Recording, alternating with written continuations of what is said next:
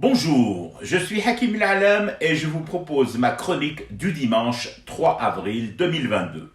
Elle s'intitule « Vive le joyeux bip bip ». Oui, les prix ont flambé.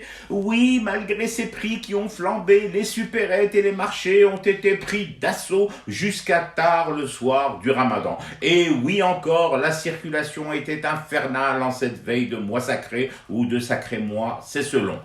Mais je vais peut-être vous étonner, j'adore ce joyeux barouf. Une sorte de fascination pour ce mois depuis l'adolescence et la découverte de mon pays de naissance. N'y voyez aucune tendance à l'ethnologie de bazar ou au regard d'Épinal. C'est juste que j'aime toujours comme un gosse cette période si particulière.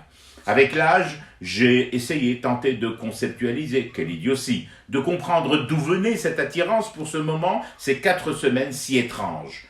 Et j'en suis arrivé à une conclusion aussi irrationnelle qu'est démesuré mon amour du Ramadan. Le besoin aussi de rompre avec les sociétés obsessionnellement orthonormées, calibrées au millimètre, même dans leurs émotions. Une overdose de normalité et d'approche de la civilisation et des civilités poussée jusqu'au pathos névrosé. Et par-dessus tout, cette envie, au fond, humaine, que les couleurs bavent, que les voix soient parfois au perché, que les gens se bousculent pour la coriandre et le sachet de sherbet couleur fluo microbienne. Dans une semaine, je sais que je me surprendrai à ne plus avoir peur des essaims d'abeilles et de guêpes voltant en escadrille dense et serrée par-dessus les plateaux de qalbelouz et de rtaïf dans la boulangerie de ma cité. J'en ressortirai même avec 2 ou 3 boîtes de sucreries diabétiquement affolantes, alors que la veille, je cassais du sucre et critiquais les excès de mes compatriotes et leur tendance compulsive à rentrer chez eux, les bras croulants sous l'amoncellement vacillant de ces mêmes boîtes à gâteaux.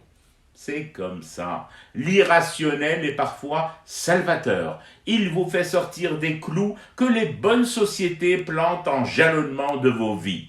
Un mois durant, déchirez le bel album aux pages hyper glacées du comme il faut, des bonnes mœurs sociétales, et se laisser aller au gré des chaumières qui s'allument aux aurores comme dans un magnifique spectacle son et lumière. Cuisine, soudain illuminée en cœur et animée d'un tintamarre que je goûterai 30 jours durant comme une catharsis, une potion magique contre le formatage occidental et le polissé tellement ennuyeux des trop belles et trop propres villes du monde.